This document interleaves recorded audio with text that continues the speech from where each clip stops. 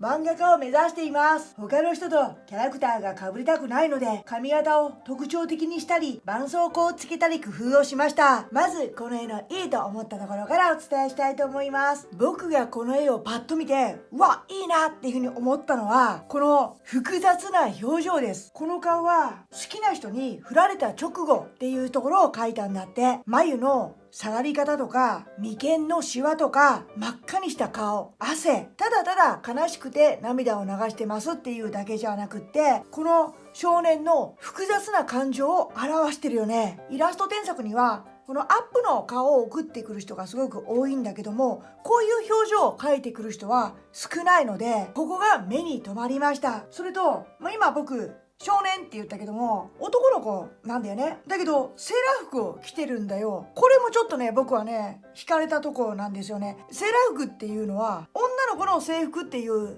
イメージを持ってる人が多いと思うんだよね。だけどもともとセーラー服っていうのは水兵さん、海軍の制服なんだよ。だから男の子がセーラー服を着ているのは全然おかしくないし、リボンをつけてるっていうのが、女性的だなとは思ったんだけども、今時代はジェンダーレスっていうか、あんまり男と女の境界線をバチッと決めないでおきましょうみたいな風潮もあるので、男の子にこういう服を着せるっていうのも、僕は今風かなという風に思いました。男の子がセーラー服着たっていいじゃないっていうね。もともとセーラー服は男の子の服じゃない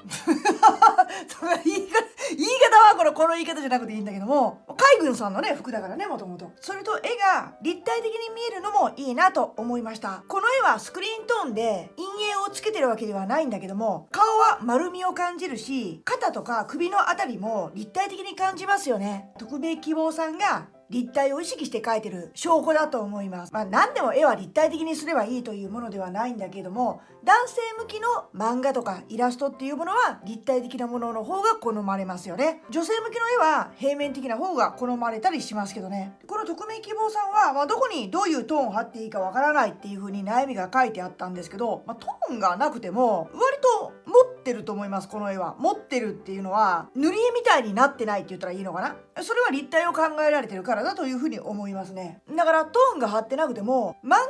稿の絵って考えたら、僕はこのままでもそんなに悪くないと思います。それではどこを意識すればこの絵がレベルアップするのか、絵を描きながら解説していこうと思うのですが、こちらの絵は元の絵師さんの画風の見本として置いておきたいので、この絵をトレースしていきます。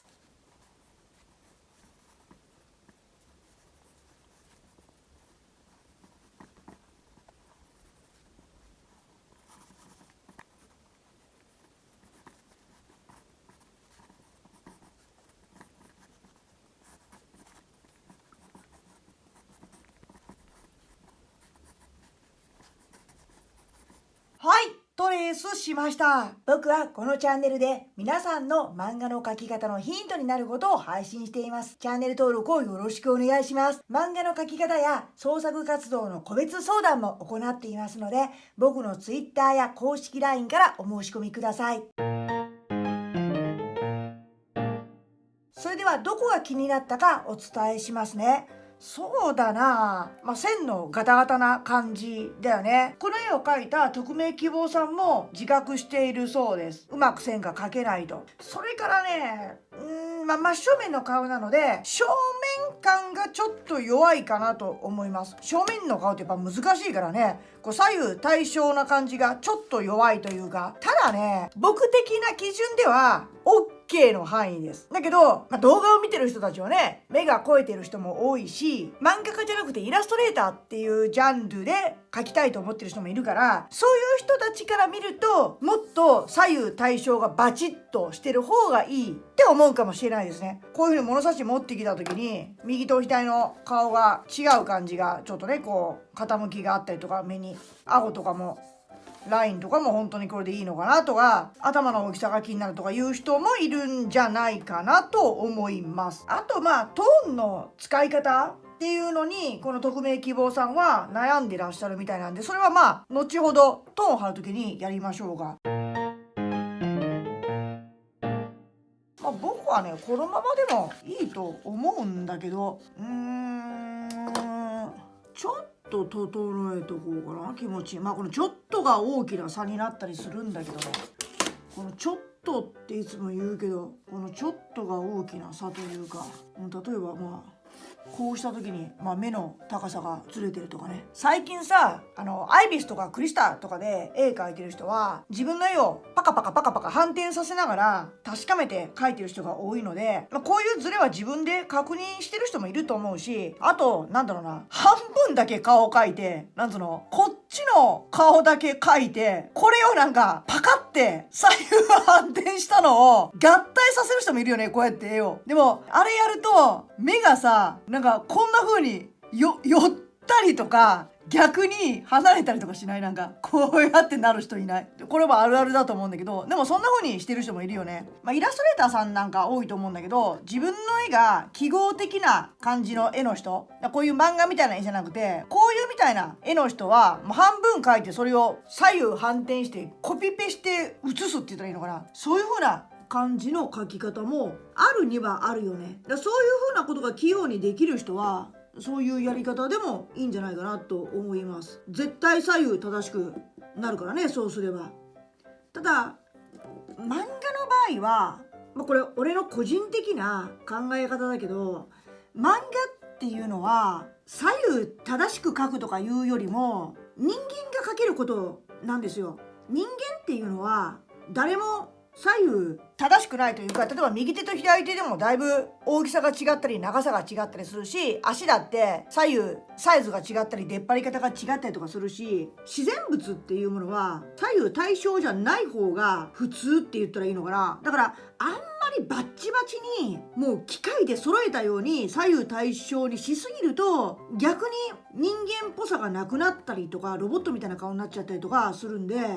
そんなに左右対称な感じにこだわらなくてもいいと、俺は思ってます、個人的に。それよりも表情が温かいとか自然とか感情が伝わるとか、そういうことの方が漫画は大事。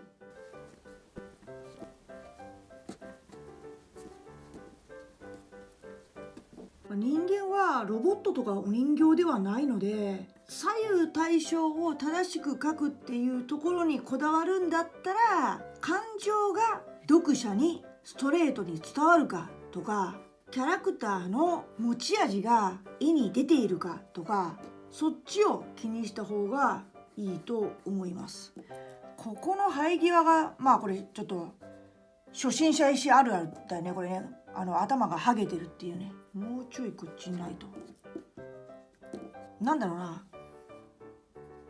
こうあったら髪の毛の生え際をこうするよね、みんな。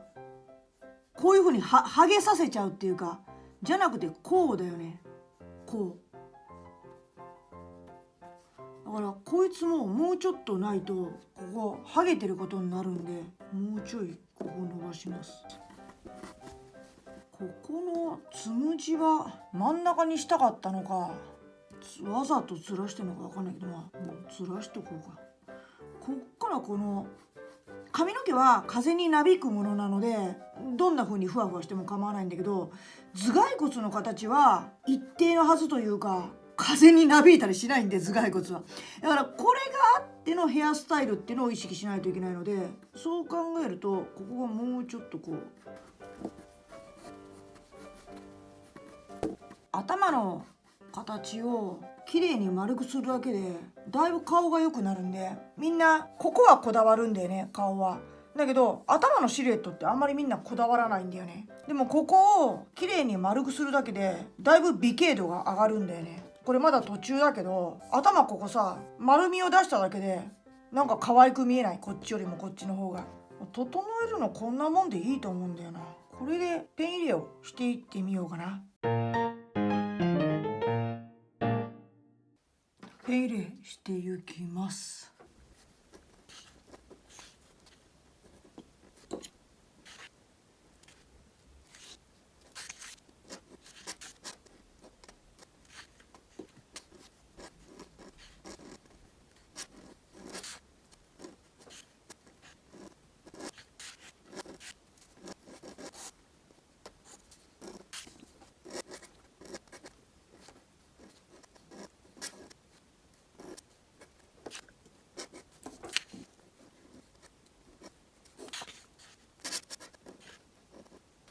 男がセーラー服着てるで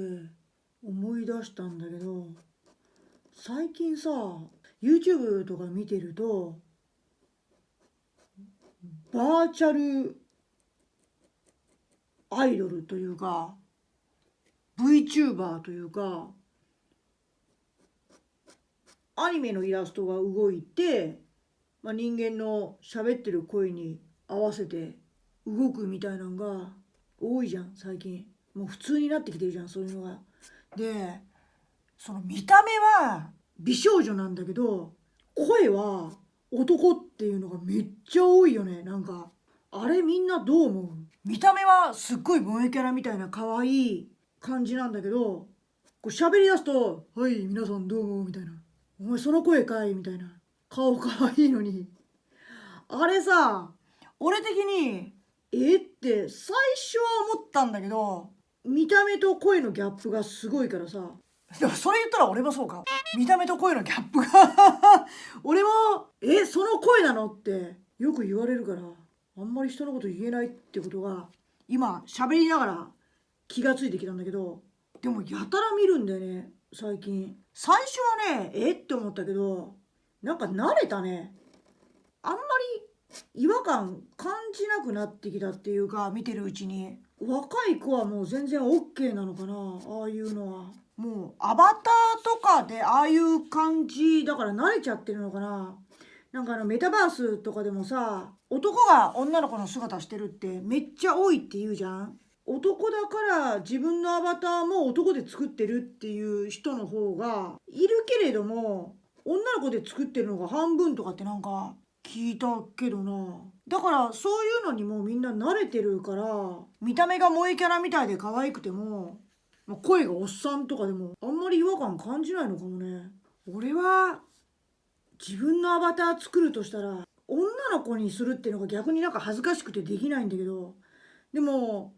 この感覚はもう年寄りなんだろうね多分ね。今はみんなもうなりたい自分になるっていうことに対して照れがないっていうか、女の子とかだったら写真を加工したりとかっていうのがもう普通じゃん。それと同じように男もネットの中の世界ではなりたい自分になるっていう、それに対して照れがないっていうか。でも俺このネットのさそういうの見ててすごい思うのが、見た目はさみんなすっごい変えてるじゃん。アバターにしてもそうだし加工写真もそうなんだけど、加工の写真だったら女の子だったら目を大きくしたりウエストを細くしたり小顔にしたりとかってすんげえ加工するじゃん。男もその自分のアバターの姿を女の子にしたりとか、見た目すっげえ変えてるのに声はみんなあんま変えないよね。声に対してコンプレックスがある人は少ないってことなのかな。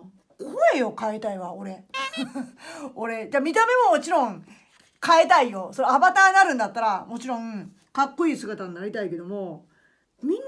声気にしてないんだなって。だって声をさ加工してる人ってなくね。あんまり最初から合成音声みたいな配信してる人は別だよ。声も変えてる人ってあんまりいないというか、今言ったように顔はめっちゃ萌えキャラみたいな可愛いさセーラー服の女の子みたいにしてるのに、声は「はいどうもなんとかチャンネルのなんたらかんたらの時間が始まりました」みたいなさ、声は女の子にしたくないのかな。むしろあれかな、その女の子の姿で顔はそののぶといおっさんの声っていうのが逆に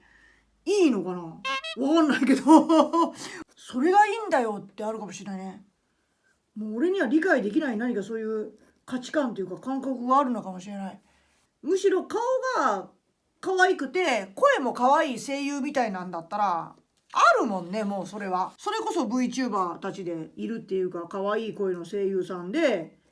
キャピキャピした感じの、それじゃあ普通なのかな。声がおっさんだからこそ燃えるみたいな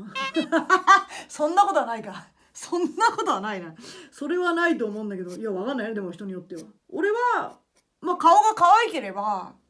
声も可愛い女の子であってほしいって思うタイプなんだけど、でもまあ慣れたわ。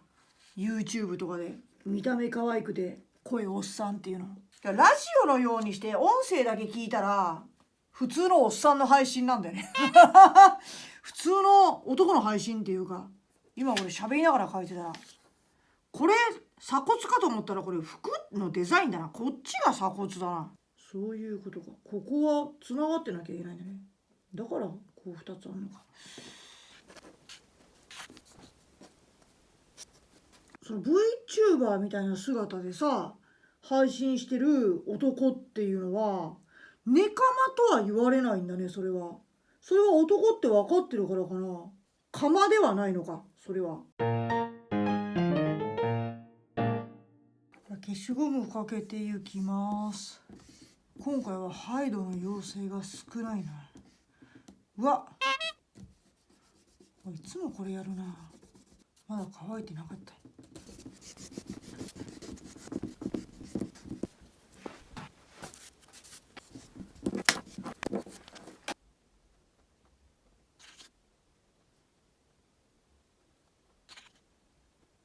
で目塗ってもう一回乾かします。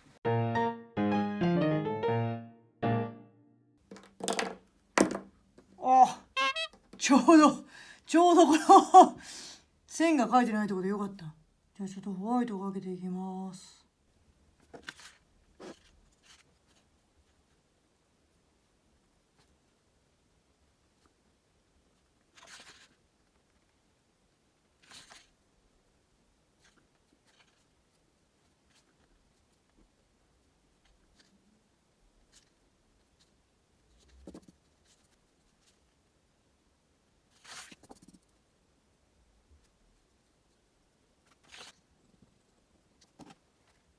書いてからこっちの耳が出てる方がいいかなと思いました。ちょっと消します。消すというか書くというか、これでも難しいんだよね。これでホワイトかけてさらにこの斜線を入れるってなるとちょっとにじみやすいんで、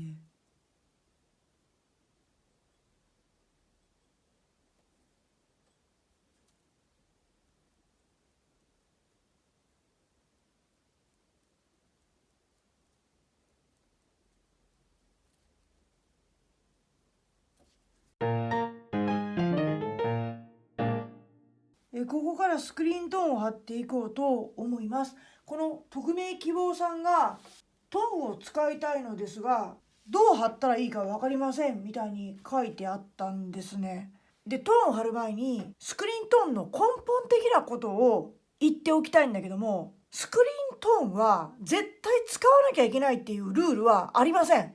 なのでスクリーントーン0枚で漫画家がこれで完成って言ったらもう完成なんですね。それは書く人に委ねられてるんですよ。だからトーンを貼らなければいけないと思ってる人はそこを勘違いしないでください。スクリーントーンを使ってない漫画家もいます。まず自分の絵柄にとってスクリーントーンっていうものが必要なのかどうかっていうところから考えてほしいんですね。絵柄によってはトーンなしでもいい人もいると思います。まずそれが基本的なことね。でこの匿名希望さんの絵を見た時に、この人トーンの使い方分からないって言いながら貼ってるんですよ。この絆創膏のところとリボンのところとこれ2枚貼ってるんで、もうこれで僕はいいと思うんですね。影とか斜線で入れてるんでこれで立体感を表してますって言うんだったらこれでも OK です。ただいつも言ってるのが、この斜線で影を表すと絵はかなり古臭くなります。昭和チックになります。だから引き方によ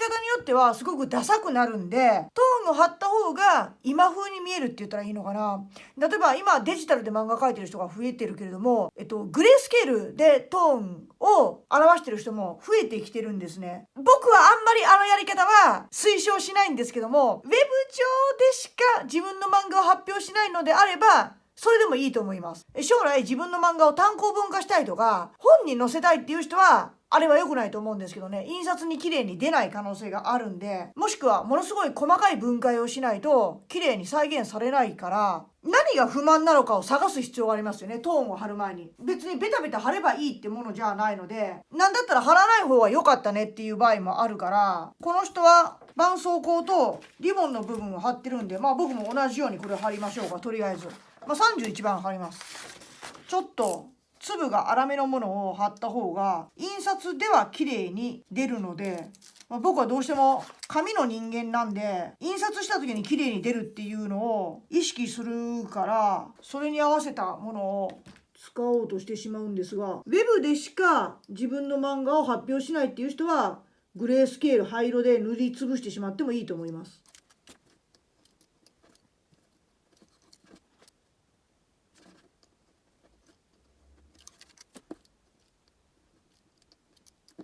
ここ20番にしてよりバンドエイドっぽくしました。で、リボンですよね。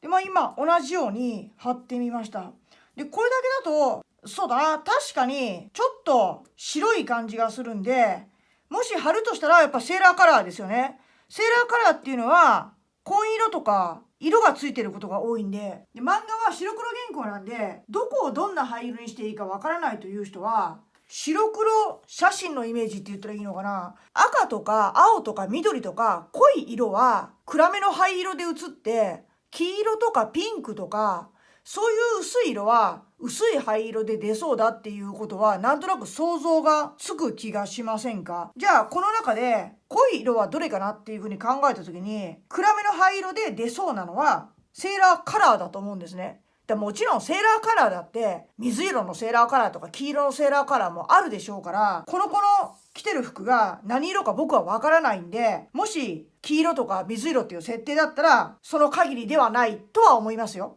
だけど普通のセーラー服って考えた時に濃いめの紺色っていうのが使われてることが多いから、リボンよりも濃いめの色で貼ろうかなとかっていう風に、色が濃いものが暗めの灰色、色が薄いものが薄めの灰色っていう風に判断するといいと思います。で、今の話をすると、日本人は頭が黒いから、で、この頭が白いのおかしいじゃないかって思う人いるかもしれないですけど、そこは漫画なんで、例えばアニメだったら頭の色がピンクとか、頭の色が水色とか、黄色とか、緑とかもありますよね。で、このキャラクターの設定がどういう髪の毛の色か僕はわからないけども、別に頭が白い状態でもおかしくはないです。そこは漫画なんで。で、このセーラーカラーもだから白でもいいんですよ。いいんだけど、あえて貼るとしたらっていう話ね。で、別の動画でもこういう話をしたけども、白黒原稿の時は4色作ると収まりが良くなるっていう話を覚えてる人もいると思います。白、薄い灰色、暗い灰色、黒っていうね。で、これ見ると、白と黒と薄い灰色はあるけども、濃い灰色はないので、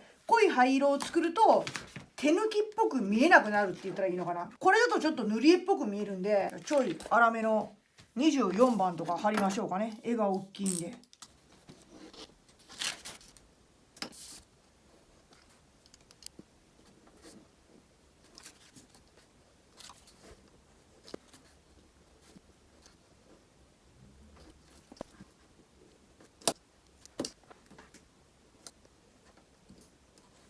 セーラーカラーの部分をトーン貼ってみました。濃い灰色ができましたよね。これだけでもだいぶ手抜きっぽい感じがなくなったと思います。で、どこで完成とするかっていうのはもうその作者に委ねられてるんで、ここで完成だって言えば完成になるし、これじゃあちょっと物足らないなという人は影を入れるとより立体的に見えるというか、この人凝って描いてるなっていう感じに見えるんで、じゃあどこを影入れたらいいかっていうところなんですけども、一番多いのはこの首の下ですよね。この人も影らしき線を入れてるけれども、首の下に影を入れると簡単に立体的に見えるようになります。あと影になりそうなところって言ったら、例えば顔の後ろ側、頭のこういうところね、この人も斜線入れてるけども、この奥の部分が暗くなりそうですよね。あと鼻の下とか口の下とか、髪の毛の生え際とか、ぐっと奥まってるところっていうのは影になりやすいので、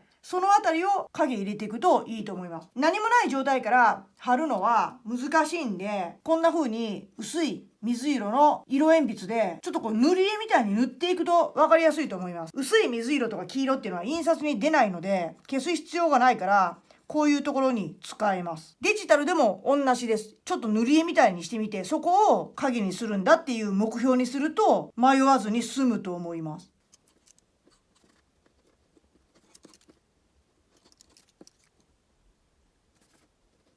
これもね、貼ってったらもうキリがないんで、もうどこまで貼るかはもうその作者に委ねられてます。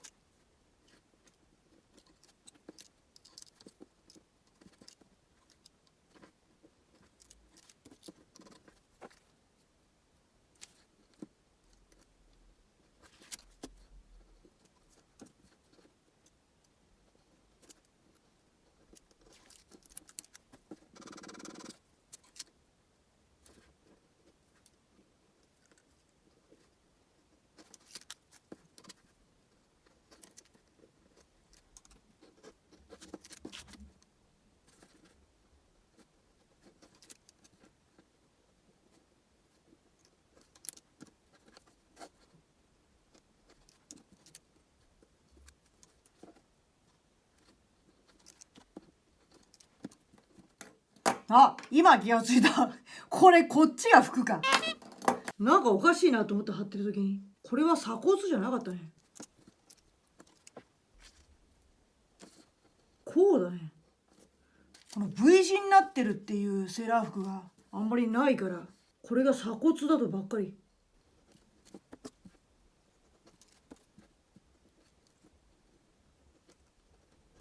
こうか。これが正しい。で、今ちょっと首の下とか頭のところに影を入れるだけでもだいぶかっこよくなったと思うんだよね。同じ絵でも立体感が出るというよりも、こういう影が入っていると手が込んで見えるって言ったらいいのかな、絵に。あんまり貼りすぎると重く暗くなってしまうので、ほどほどがいいんじゃないかというふうに思います。もうちょっと貼った方がいいかなぐらいでやめとくのがコツかなと思います。ちょっとここ直そうか。なんか気になる。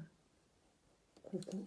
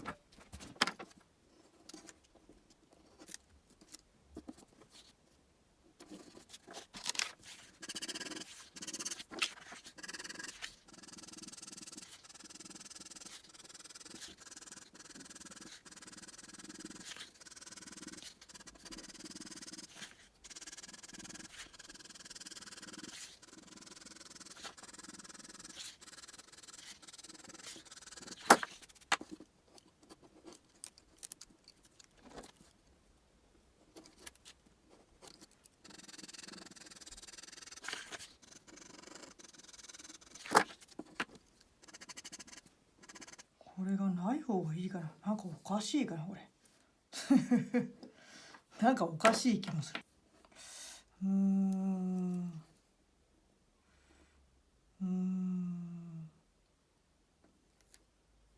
取ろっか。せっかくあったけど。はい、完成しました。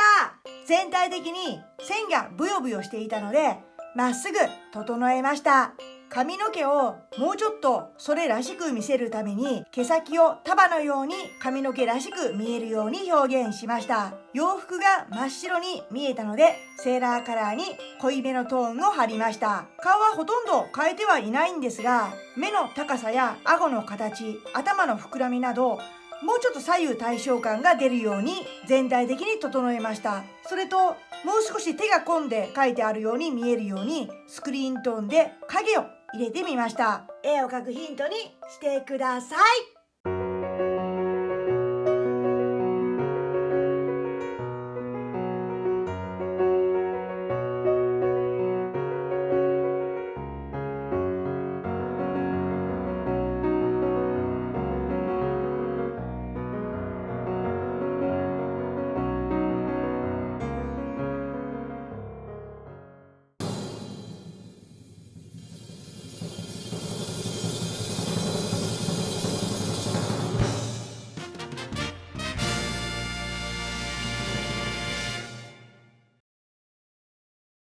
僕はこのチャンネルで皆さんの漫画の描き方のヒントになることを配信しています。週刊連載をやった僕しか話せない体験談などを配信しているので、ぜひチャンネル登録をよろしくお願いします。漫画制作やプロデビューの個別相談も受けていますので、概要欄にある LINE の友達追加もよろしくお願いします。この動画は